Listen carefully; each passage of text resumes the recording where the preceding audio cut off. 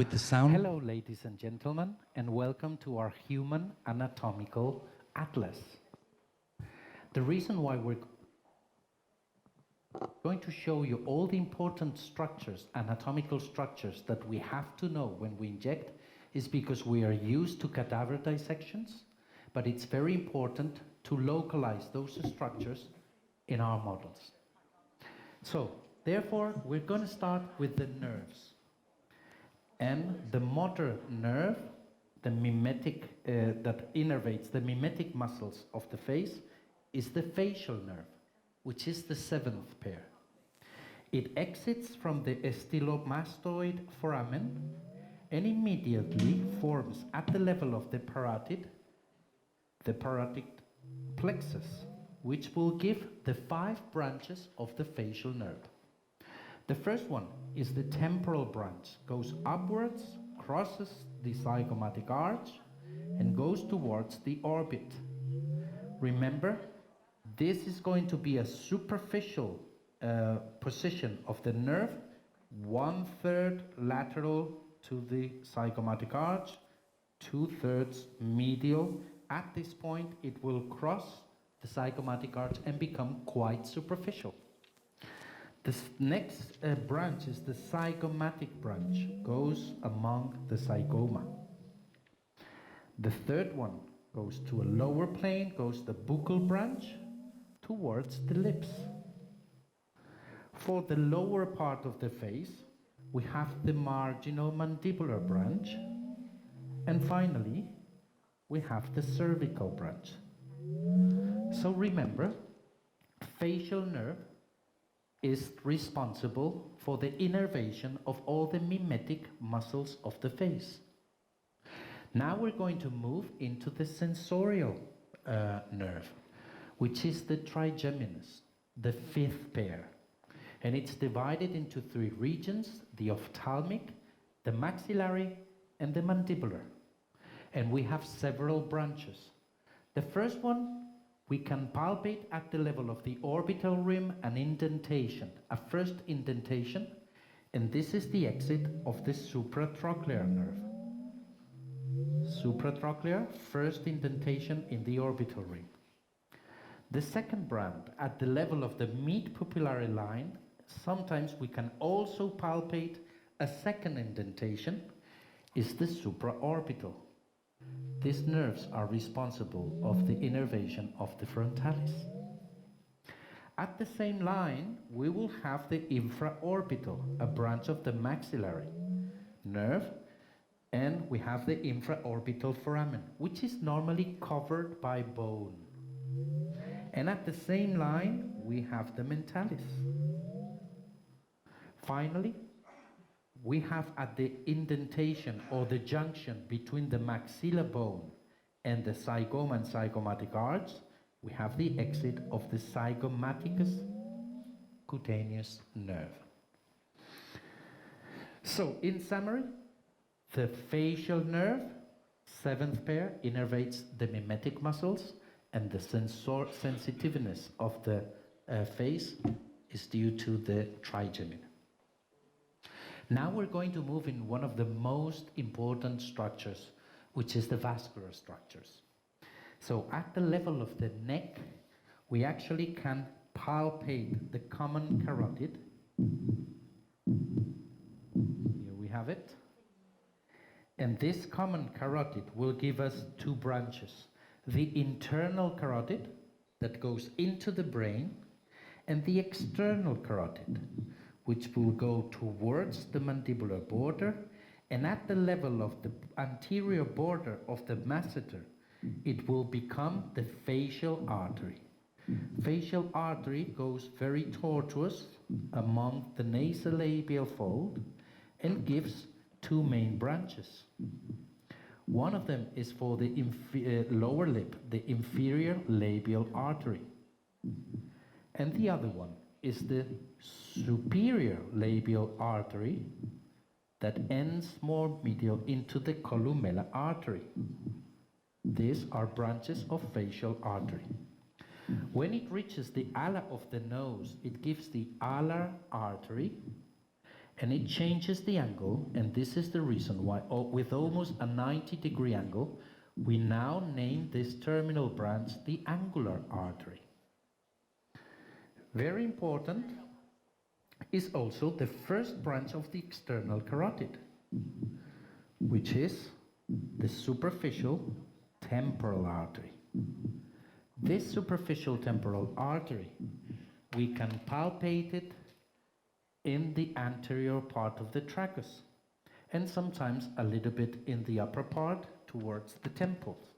It normally runs among the hairline, and you have also the possibility to have a frontal branch. This is superficial temporal artery. Very important is the anastomosis between the lateral and the medial vascularization.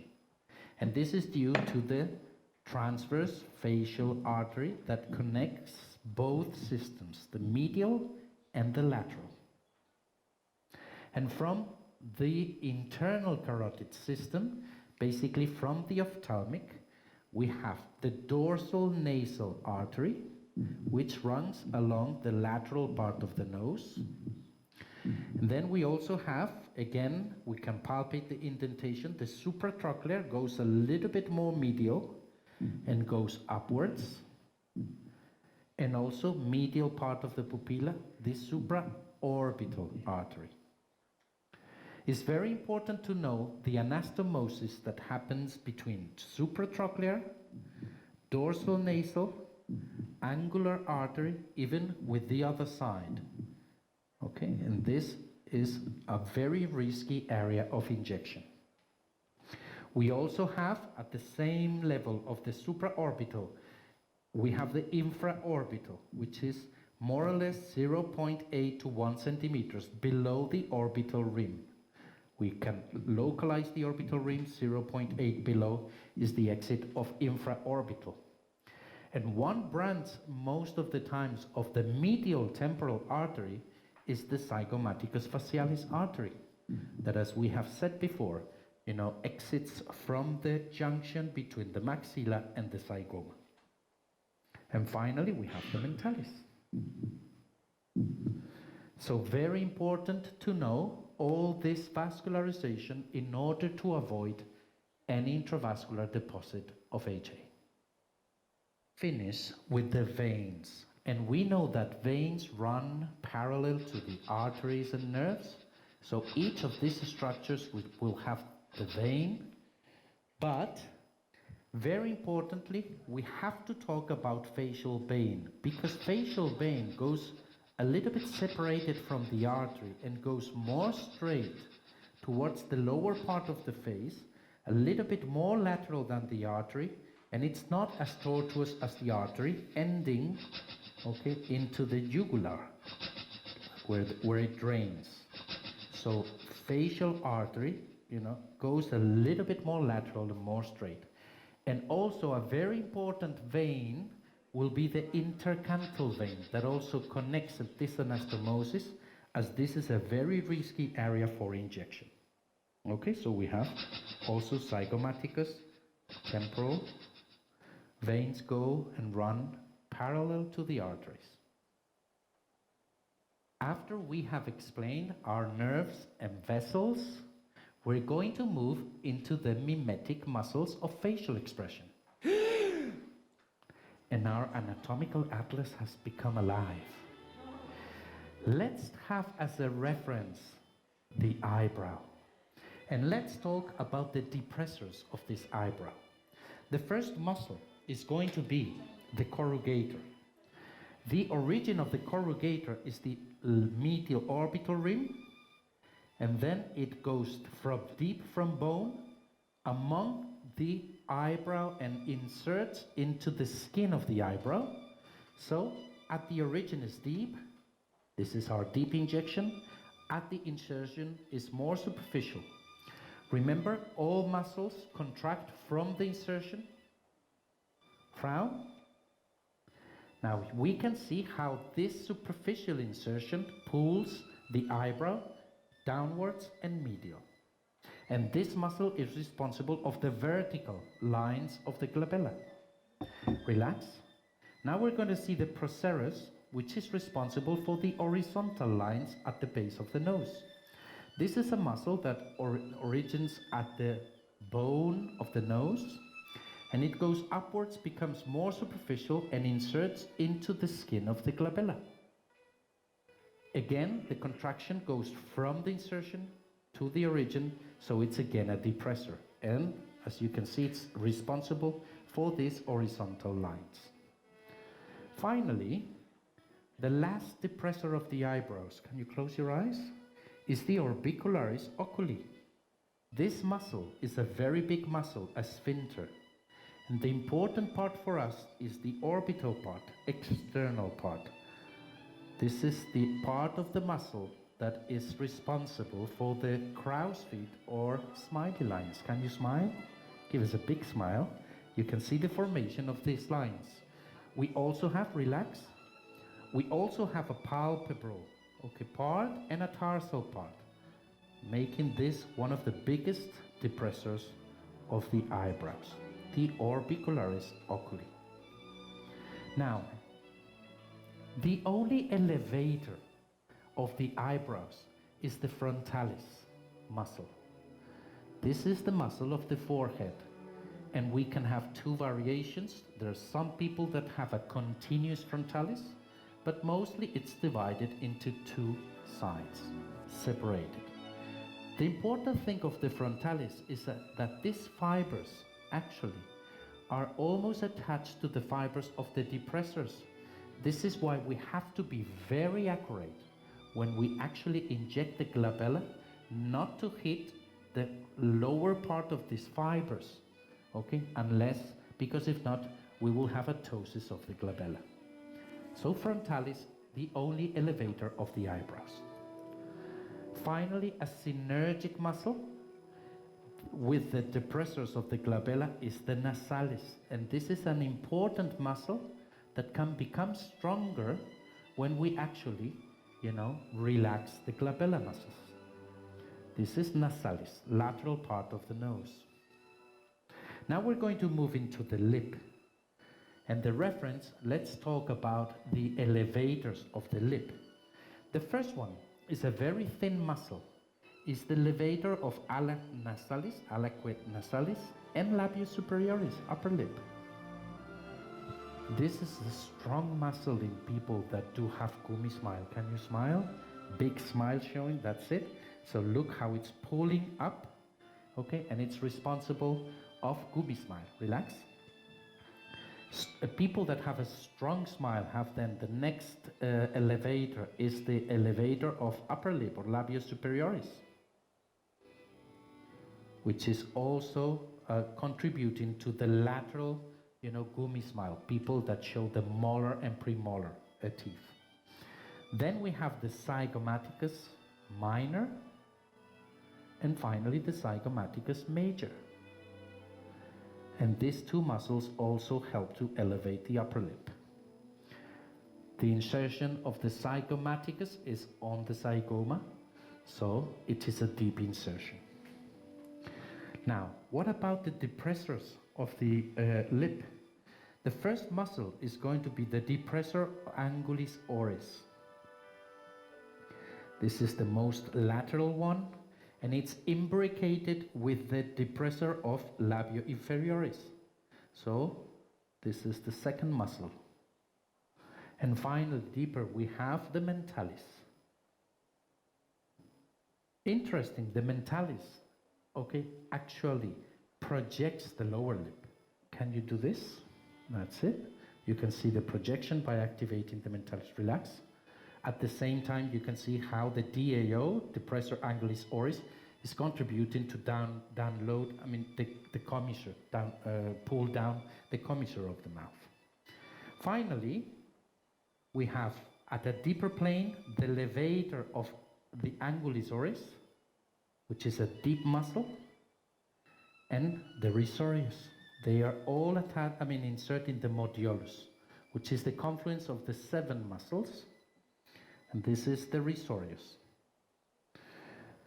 Again, we have the orbicularis, the sphincter, which is the orbicularis oris, strong muscle around the lips. This is responsible for the very fine lines at the barcode or smoker lines. And we finally have also the depressor of the tip of the nose. Okay? So, to conclude with the muscles, we know that risorius is sometimes considered a thickening of a very big muscle, which is the platysma, that comes from the neck. And it's more superficial. It's also a very important depressor. It goes more superficial. And at the very lateral part, although it's not a muscle of mimetic expression, we have the masseter, which is a masticatory muscle, but it many times influences the shape of the face of our patients.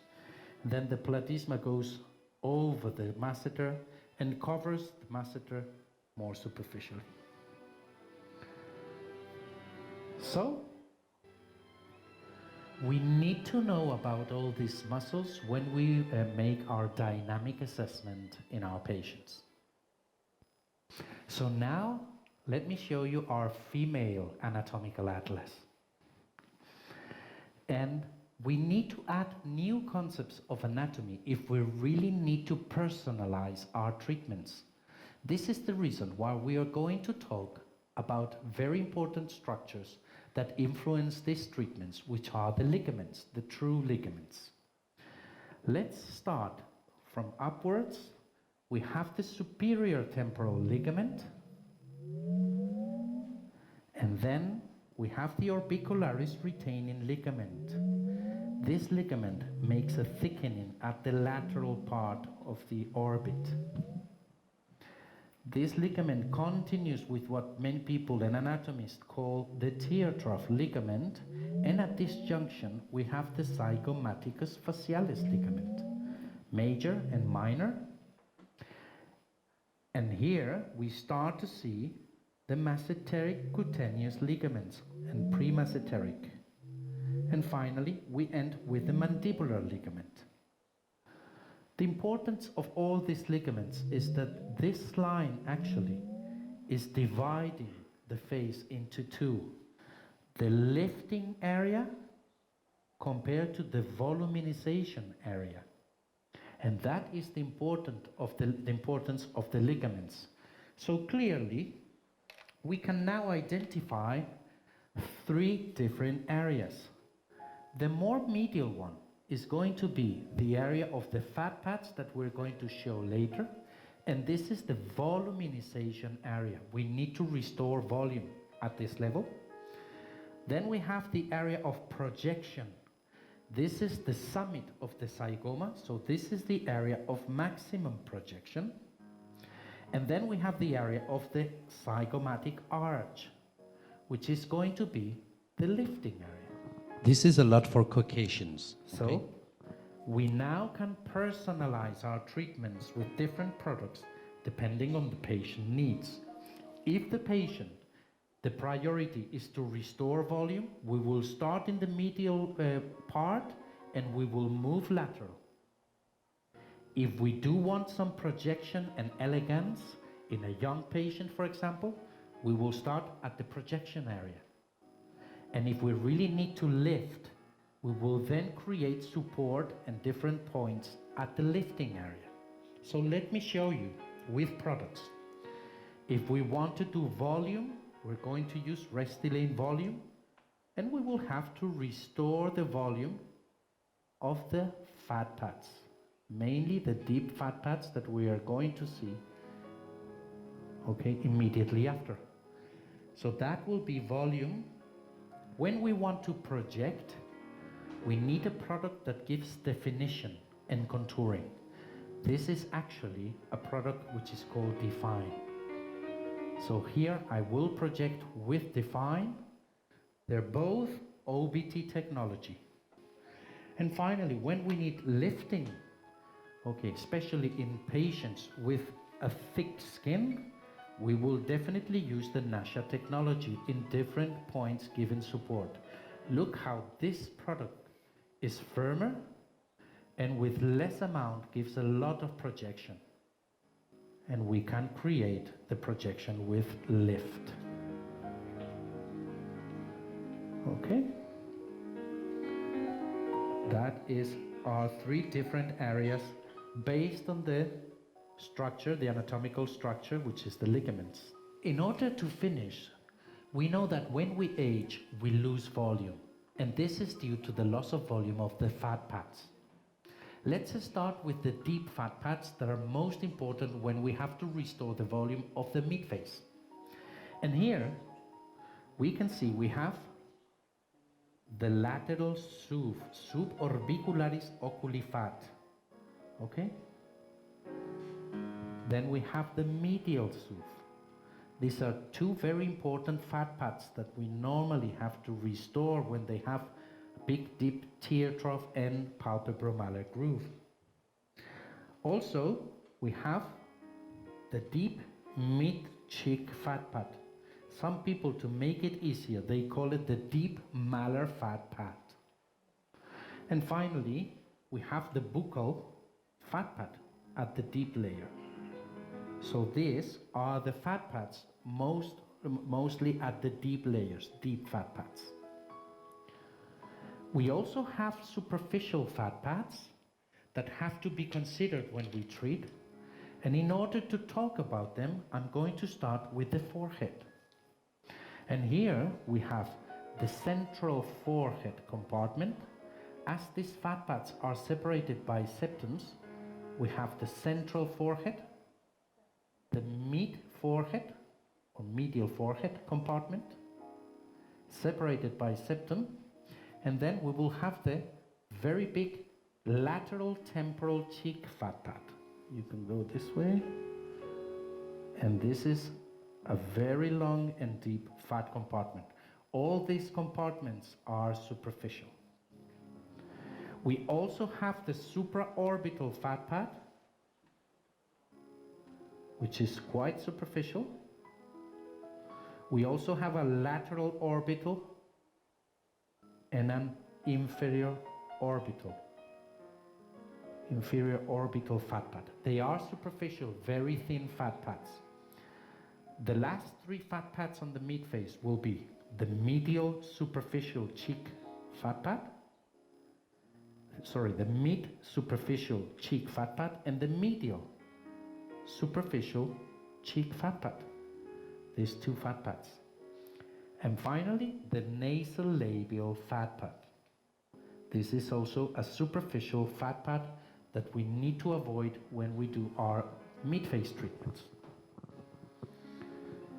So, in general, we have reviewed all the clinical anatomy applied to the face of our patients in order to help you to be safe with your injections.